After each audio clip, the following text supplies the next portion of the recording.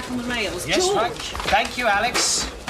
Now, the Rushdie film story. Yeah, well, I don't think they should ban it. I mean, I don't believe that a film can incite people to want to commit murder. Did you see Absolute Beginners? The bit we keep running appears to show Rushdie being attacked by 4 flying footstools. No. Henry, they're the books of the Quran. Oh, I see. How about a follow-up piece on the reshuffle? Yeah, what about a profile of Angela Rumbold and how Thatcher wants her to concentrate on important women's issues? Or we could do a piece on Moynihan, the new minuscule for energy. Move downwards or sideways. Or did he get lost down the back of the sofa? Why didn't Edwina Curry get back in then? I mean, God knows she did enough crawling. She made a bit of a gaffe last week, called Mrs. Thatcher a demagogue. Yeah, I think she meant to say demigod. And she also said that Japanese condoms were too small for British pricks. She should know she's surrounded by British pricks every day. Right, now look, is there anything else breaking today? Yeah. There is yet another briefing to cover from the Labour Party. They'll be droning on about their new financial policies, you know. Fair rates, even fairer income tax, unbelievably nice VAT, that sort of thing. Listen, now look, I want to have a quick post-mortem on yesterday's bulletin. Damien, your item on mad cow disease. Yeah, look, it was not my fault that the pictures were so dull, George. I mean, every cow in that herd had BSE. But could we get one of them to stagger about in a wobbly kind of way? They just lay there idle, doing bugger all and looking totally sane. Even after we lobbed in the firecrackers. What do you mean, firecrackers? Well, you know, to get them up. No, I don't want to know that. Now, why do we cut this interview with Gummer so short? Because no viewer can stand the irritating little prat for more than 10 seconds. Exaggerating is not that bad. Oh, yeah. There's a lot that we've got to look at, and of course we'll try to take from them any useful points that they have raised. No, you're right, point taken. I tried to get him to feed a beef burger to his daughter again. That poor kid. Let's hope Gummer never becomes Minister for Energy. He'll probably force feed her a chunk of plutonium. Look, can we get a move on? Yes, all right, Alex. Is anyone having any trouble with the computer? I seem to be losing data off my terminal. Oh, God, that's all we need. Oh, yeah, it's just wiping stuff. You can't rely on these computer gadgets. Basically, they're just typewriters with ideas above their station. Any new system is bound to develop a few little gremlins, Henry. You don't look like little gremlins, Gus. More like bloody great trolls. Well, I've never got used to doing everything off these computers. George, in this fast-changing world of ours, you have to have tomorrow's technology today. Because today is tomorrow's yesterday. And yesterday is a bad place to live. What is he saying? Nothing. You have to do something about these computers, Gus. Hello, I think it's just taken all the company accounts and hidden them in the limbo file. That's an interesting question, isn't it? Can something that's cold and robotic have a sense of humour? What the hell is going on? No, probably not. I have just punched up the draft of the autobiography I'm working on, and words just started dropping off the screen. Bloody hell, it's developed taste now. This is spooky. It's very irritating. If I don't deliver to the publishers by August, it won't be on the shelves in time for the Christmas rush. Oh, no, really? Yeah. The nation mourns. Well, don't worry, Sally. If it's late, I expect they'll just delay Christmas for you. Isn't there anybody on the staff who understands computers? It used to be that you sacked them all, remember? Gus, just before it went down, did you by any chance happen to put in a floppy? Well, as it happens, I did, yes. Came to the post. It was called Dynamic Management Made Easy. I thought so. You've given us a virus. What? A computer virus. You see, it's slowly wiping data. Well, will it just wipe everything then? Well, it depends on what kind of virus it is. It'll probably just hide lots of info until we pay the blackmailers, and they give us the code word that'll get it all back. Oh, God, this is going to create chaos. I mean, we need this computer. Unadulterated bollocks, George. The human brain is all we need. You lot have become dependent on these things. When I was starting out, we never needed computers to record information. That's right. You used to carve it into the bare rocks with flints and still be finished in time to catch a mammoth for your tea, didn't you? You may sneer acid drop, but I've never needed computers. I keep everything in my head. Yes, well, realistically, Henry, we can't keep everything in our heads. Just keep everything in Sally's head. Plenty of storage space. Could probably sublet. Oh, You're very throng. What a witty little non-entity you are, Dick. Please, I'm getting my migraine. Hold on. I think I've got the ultimatum. Yep, we've got to transfer £50,000 into that number Panamanian bank account. Well, I mean, you've got to hand it to them. Whoever's done this is a genius. Well, they had you well sussed, didn't they, Gus? I mean, whoever did this knew you were daft enough and vain enough to play that floppy the moment you got it. Well, that narrows the field down to a few thousand suspects. Now, it's a very specific virus. It's obviously devised by someone who understands computers and knows our system inside out. Oh, what, like those computer operators you fired, Gus?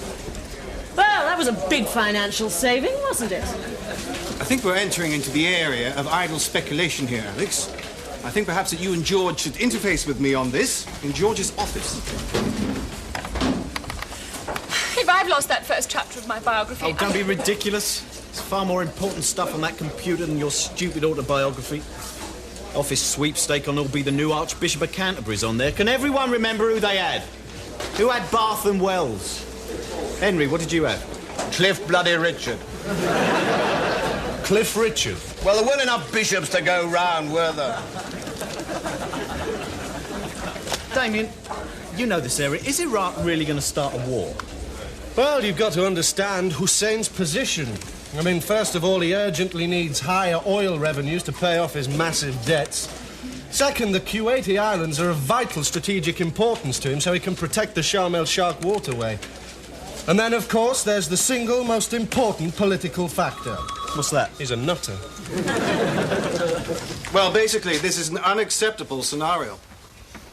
Once we start letting criminals call our plays, then democracy is in a no-win situational zone. We must remember, there's a hidden agenda here. What is this hidden agenda? He doesn't know. It's hidden.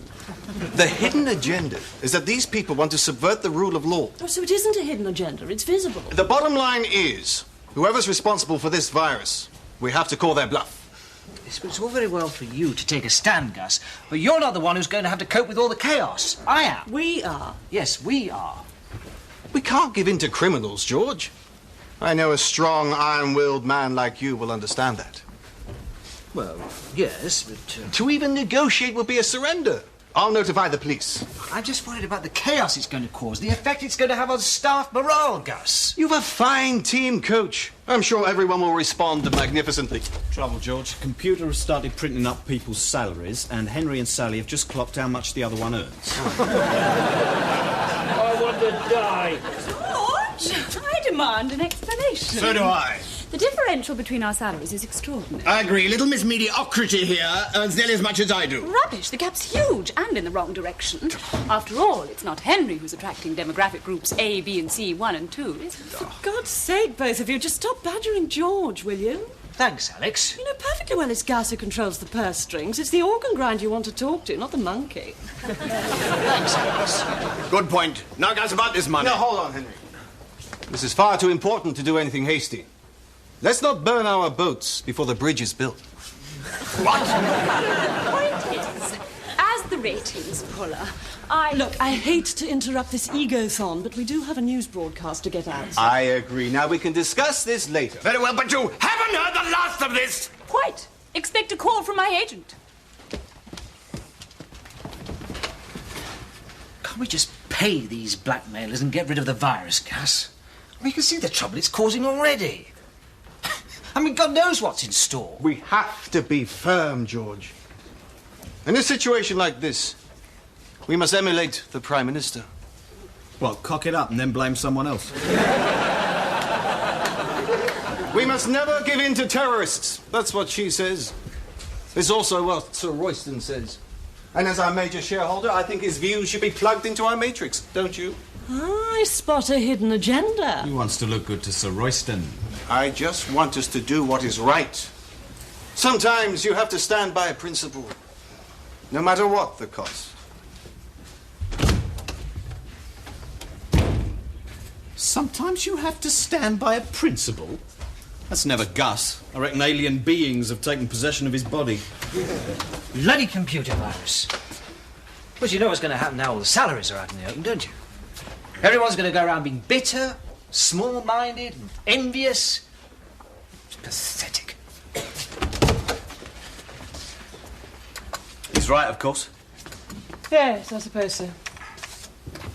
Mind you, it's easy for him to say. You should see the whack that bastard's up.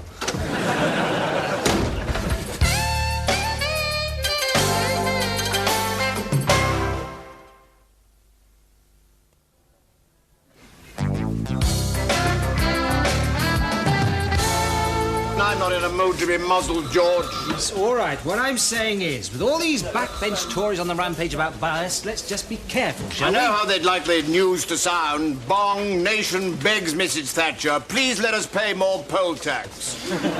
Bong, Mrs. Thatcher visits disaster scene and raises dead. Bong, England wins test match, Kenneth Baker takes 8 for 41. What I find laughable about all these Tories is they imagine news editors are radical subversives who are a threat to society. You're right. It's laughable. Now, what are we going to do about this Scargill story? Has anybody got anything ready just in case he goes and resigns? Well, I don't think he'll have to resign now, George, not unless he does something stupid. Get a resignation piece ready. Now, nobody's had an interview with Ridley since he went. Any joy on that front? Well, I'll try him again, George, but I just keep getting his answer phone. It's a sad day, isn't it, when insulting Germans it's considered a resigning offence. Yeah, it's the answer phone again. Guten Tag, Mr. Ridley. Basically, Gus, I want the same money as Henry, or I shall leave and I shall take your A, B, and C's 1 and 2 with me. Now, I gave in over the size of my photograph in the lobby, but I'm digging my heels in over this one. You're undervaluing me. Oh, Sally, believe me, no one values you more than I do. I regard you as the jewel in our crown. Really? Really. And you're right. There does seem to be some sort of anomaly, which means that Henry's on a higher basic than you. I believe the difference is somewhere in the region of... £7,840. Thanks. Well, it saves me looking it up. Yes, well, I think we can commit to increasing your money by £7,840. And I would be on exactly the same money as Henry? Yes. Though I'd appreciate it if our arrangement was kept confidential. Only if Henry were to find out. Well, you know how terribly childish you can be about these things, son. So, is this arrangement acceptable? For the time being, Gus, yes.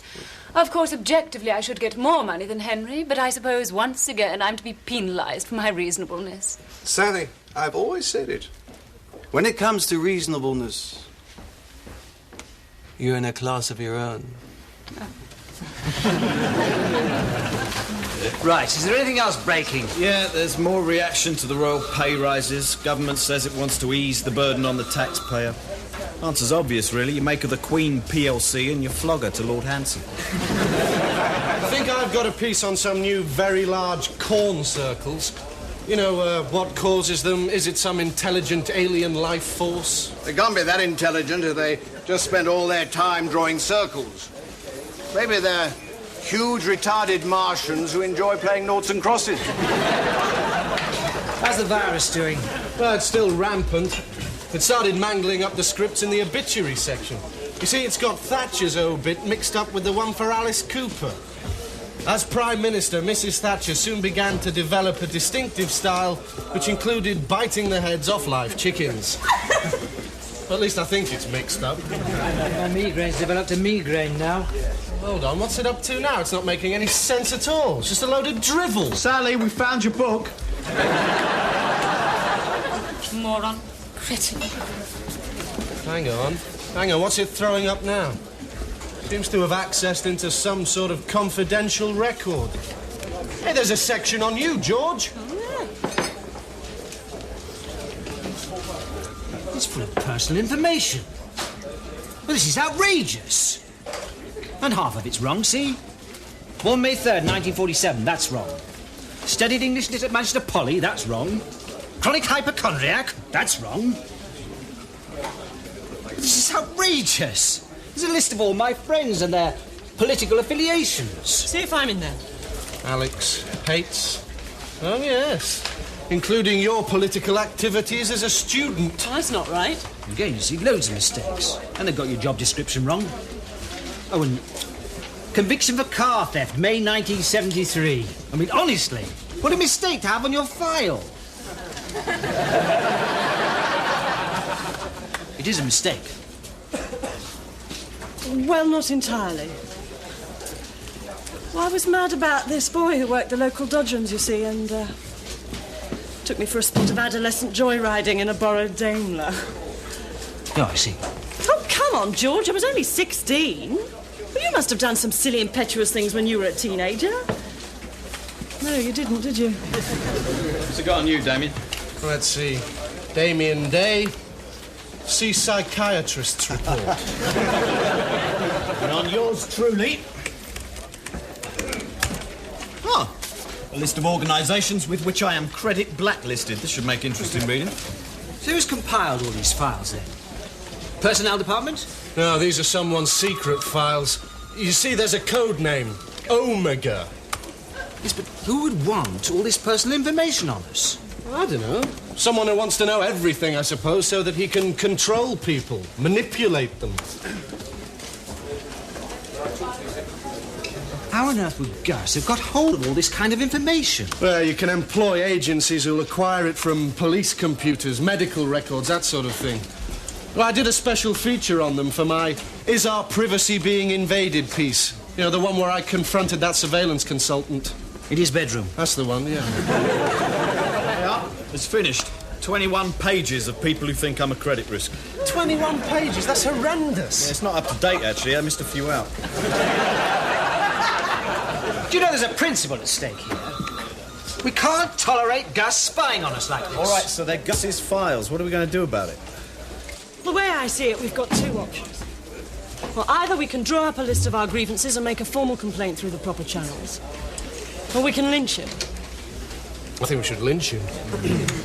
I've been a newscaster for nearly 20 years, for God's sake, and I was a foreign correspondent long before little Sally Smug was even conceived in her test tube of Porton Down.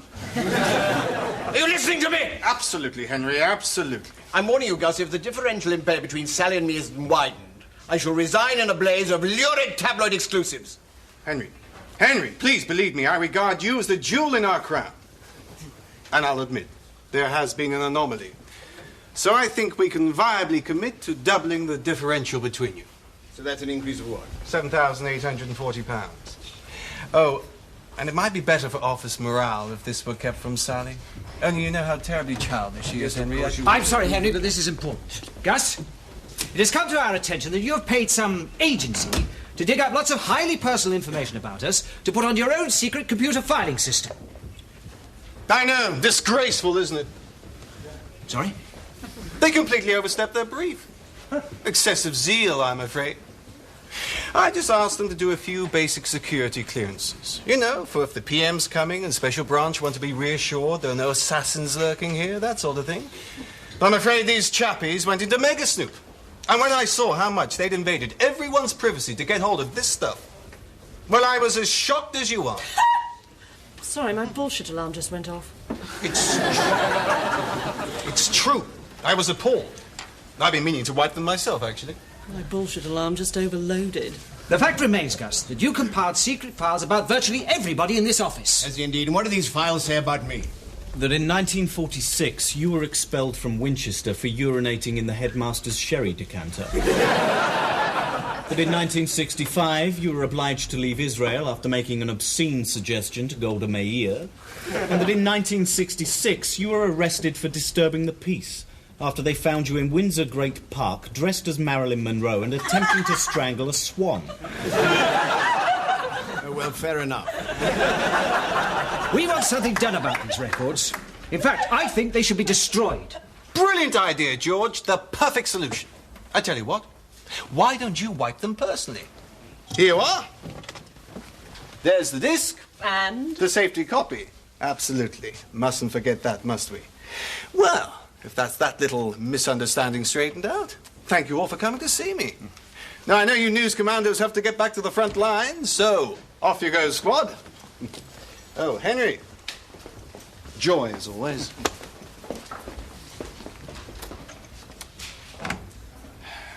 Gus Hedges' first rule of management.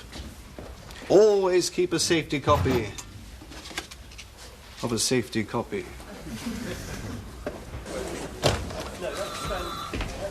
Damien, can I borrow you for a second?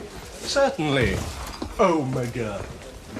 It's just that you appear to be our resident expert on computers. Yes, amazing, isn't it, for a mental patient?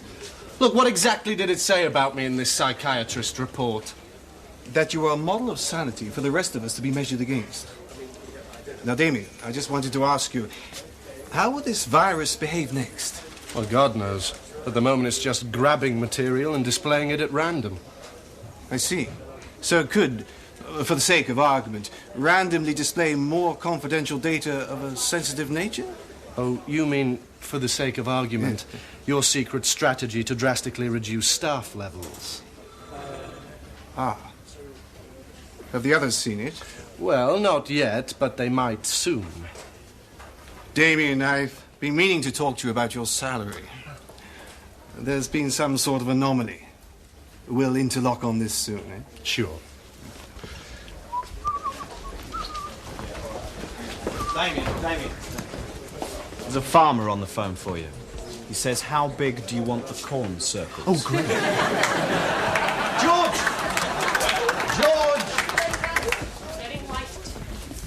George! I just wanted to say one thing. I'm a listener. Eh? And because I'm a listener, I've realized you're 150% right. About what? This computer virus. We should pay up. Oh, I know it's easy for me to have the luxury of some high moral position. But it's you, the frontline troops, who'll be peppered with shrapnel. We have to live in the real world. I'll make arrangements for that money to be transferred into that Panamanian bank account. You mean surrender? Out goes Winston Churchill, in comes Winnie the Pooh. Well, I've come to realize that George's advice is tempered, as always, with insight and experience.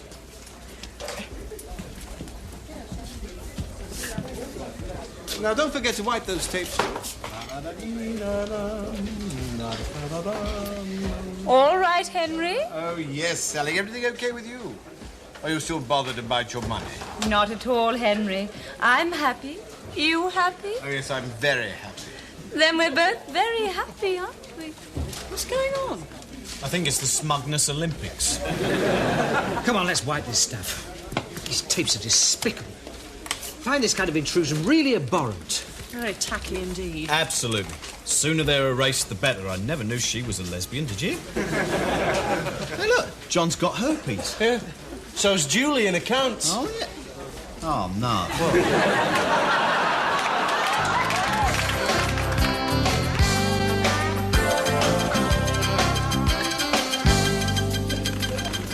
Hey, Dave, who did win that Archbishop of Canterbury sweepstake? Jack in lighting. What?